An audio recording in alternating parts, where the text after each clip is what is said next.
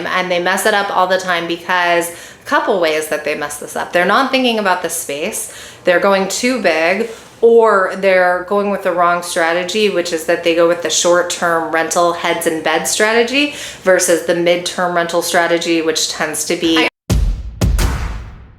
I try to make some variation of this video every time there's a Black Friday or Prime Day sale, because you can just save so much money on these days. Therefore, this video is going to discuss 8 products that are helpful in most rentals, but also, as a note, don't sleep on Amazon Prime. I'm not gonna bore you with all the reasons why Prime makes sense, but if you are an investor or you are in the furnished rental space, you really can save a lot of money on them. So just a thought. Anyway, in the description of this video, you are going to find 2 different list links. So the first list will be a link to the 8 products, and those 8 products are the ones that I'm going to cover in this video.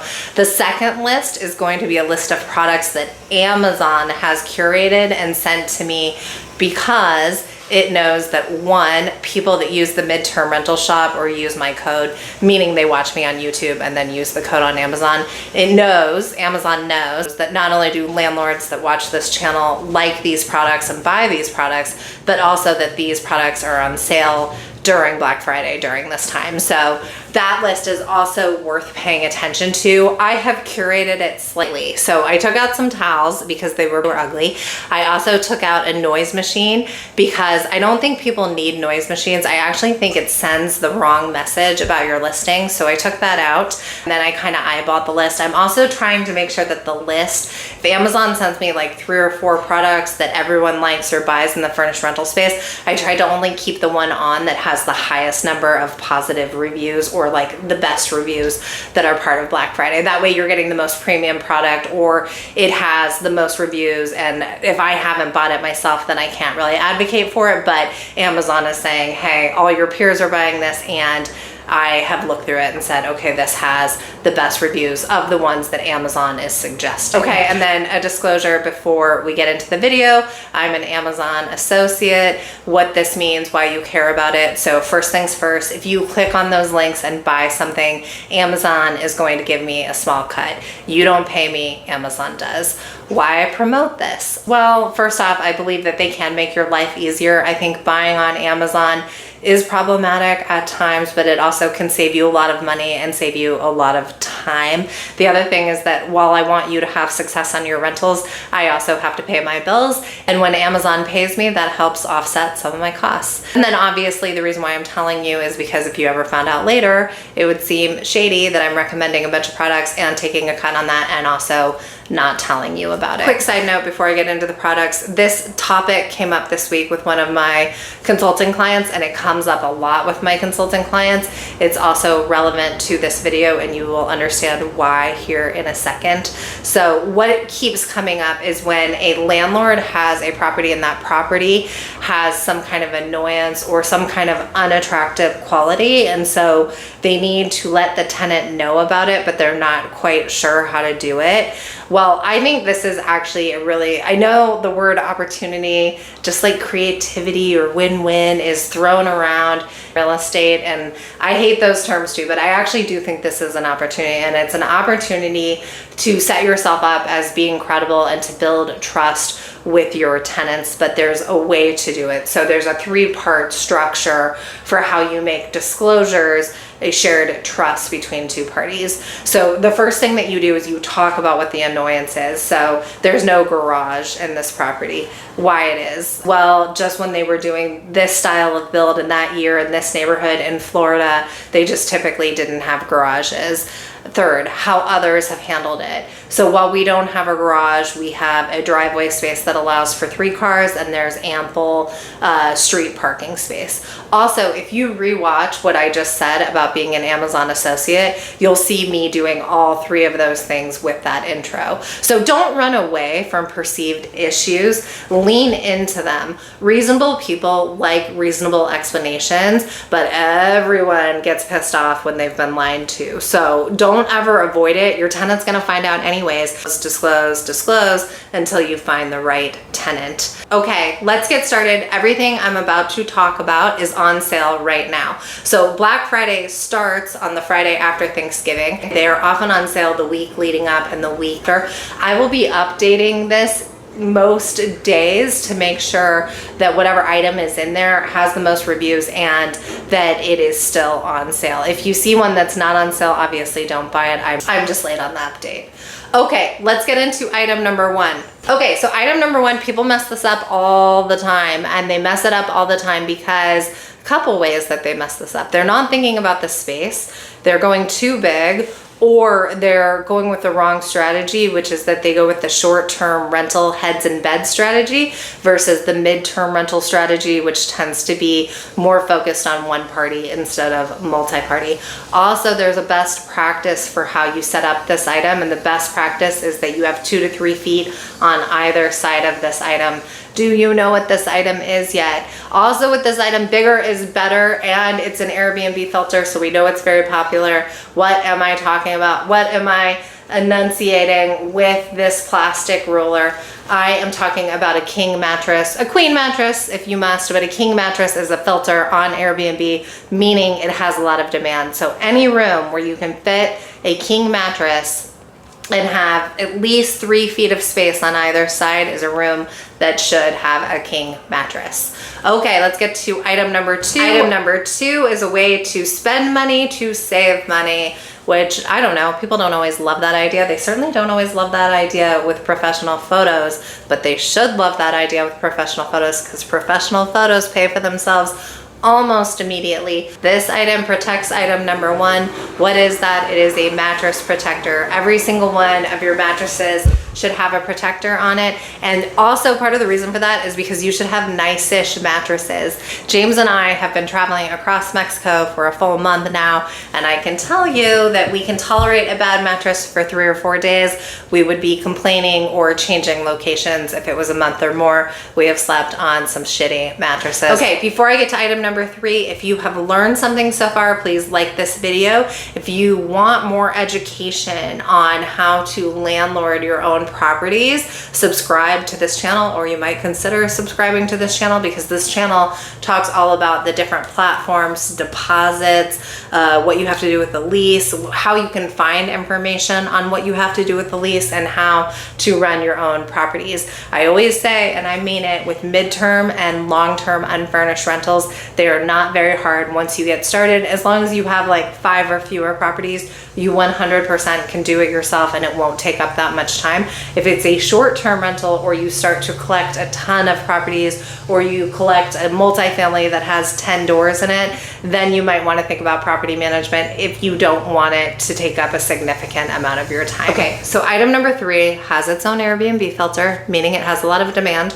It is far more popular internationally than it is domestic. Has its own filter, I said that. It will cost you anywhere between $100 to $300, and it will never work against you, but it may knock out some of your competition if a bunch of your tenant or the tenant pool in front of you wants it. This might also have regional preference. What is this item? It is a security safe. So security safes are very popular in Mexico, so they're probably top of mind for me, but I've also noticed the filter on Airbnb, and it's something I recommend to my consulting clients that they get, just because it's a differentiator that doesn't cost you a lot. And if you even get one rental based off of that security safe, it will have paid for itself. Okay, item number 4. So this one requires a little bit of an explanation, and the reason for that is because Airbnb has automation that's set up with some smart Wi-Fi locks, and I have 2 recommendations. So there's a group of brands that have this automation with Airbnb, but they're very specific locks that can do it. So I will link in my Black Friday list. That said, I don't use that type of lock. And the reason why I don't use that type of lock is because it is more expensive, and also because I only do midterm rentals, and I don't think that I need the Airbnb app linked up to my midterm rental.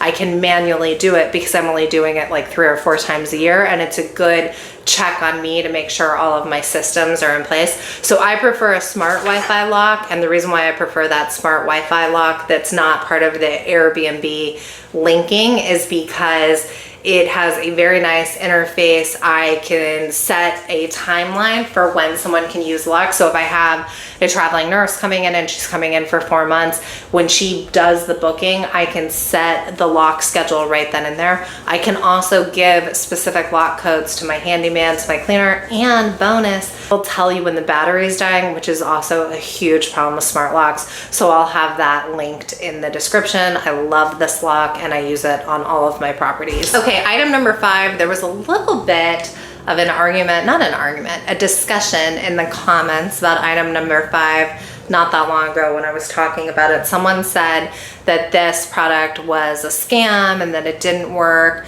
which is a problem because it's a serious product. You absolutely want to make sure it works, and it's something that I take very seriously and that I have not only in my rentals, but I have in my personal property, mostly because I love my dogs so much and I want to know that they are 100% safe all the time, even if I'm not there. And the big debate was where this product, well, one, if the product worked, and also where you should put it. So somebody was saying a carbon/smoke alarm that is Wi-Fi enabled. And I don't think it's that it was Wi-Fi enabled. I think it's that it's a combo carbon smoke. They were saying that doesn't work. But then one of my consulting clients, who is a builder, said that he just had code enforcement out in Dallas, Texas, and that the code enforcement signed off on it. So I would say the code enforcement person wins over the random YouTube commenter, sorry. And then I also checked in on ChatGPT though, and ChatGPT said you might put it 75% up the wall versus on the ceiling, because smoke rises but carbon tends to stay on the ground a little bit,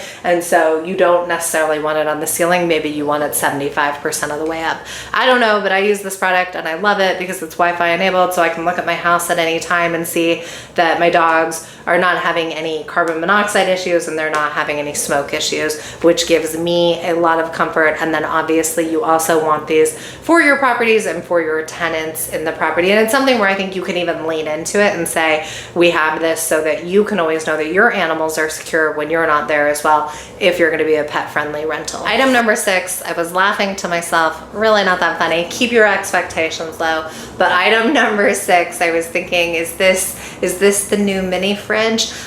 This would be for properties that are in a basement, or they're just a rent by the room situation, something where it's a small property and you don't have a full kitchen.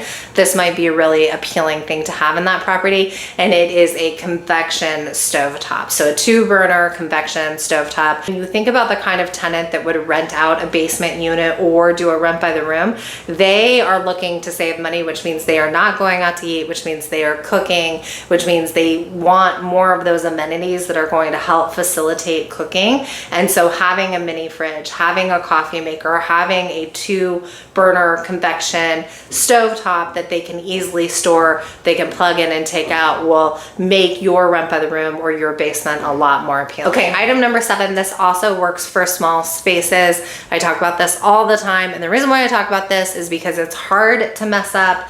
Bigger is better. It makes your property look larger. It has universal appeal. It's not that expensive. What is this unicorn item? It is a full-length mirror, but again, the bigger, the better. If you have a place and it's kind of small, you should be loading it up with mirrors because it will make the property look bigger, and it is a design feature that most people like. Whether or not they like to look at themselves, there's nothing offensive about a mirror or many mirrors in a property. Quick note, of all the items I'm about to list, there's only one that I've not personally purchased. I think it's obvious. Do you know it?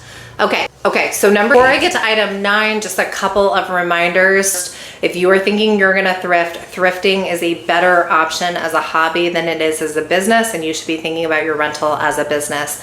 Second, a reminder to like this video if you feel like you've learned something. Just like in your rental, if you have an attractive amenity, it doesn't hurt to repeat that amenity a few times. When you want your audience to do something as a YouTuber, it doesn't hurt to remind them a couple times to do it. Like and subscribe if you feel like you got value out of this video. And then finally, the next video I'm gonna have, the video that will link at the end of this, will be last year's recommended items, and you can see if those items still make sense or if there's other items that I'm talking about from last year that have a discount right now or that still make sense for your property. I actually disagree with ChatGPT, or I don't know if I disagree. When you think about it, it kind of makes sense, but it's much like the mirrors. So they have universal appeal, bigger is better. They're not that costly. They photograph well. Everybody kind of likes them. What is this second unicorn product? Can you have 2 unicorn products? I don't know, but it's plants. And what I disagree with, and I guess I don't disagree with ChatGPT on this, but ChatGPT is saying, yes, if plants photograph well, yes, plants are good, etc., but they don't bring the same feeling to humans as live plants because they're not actually alive. And I suppose that is true. Fake plants are not actually alive. I will leave you on that note. Good luck. I hope that this list helps you, and I hope it saves you money, and I hope you have a happy Thanksgiving. Thanks.